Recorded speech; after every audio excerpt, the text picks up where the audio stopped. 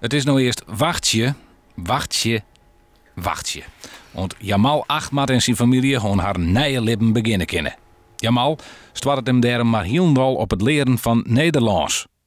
I don't know what to do because when I settle in a home, I plan for what I can do for in the future. To wait here, just eating and sleeping, it's not a life. We don't accustomed such life in Syria.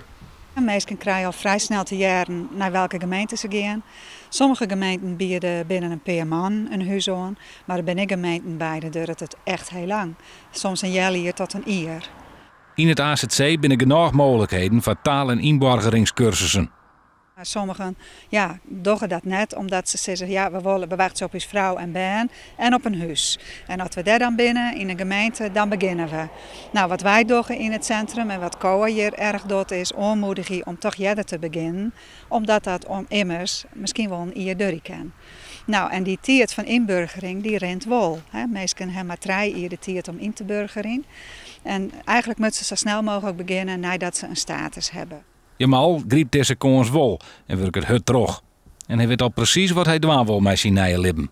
Of course, I want to be a volunteer with the organization in helping people, especially our refugees from Syria here.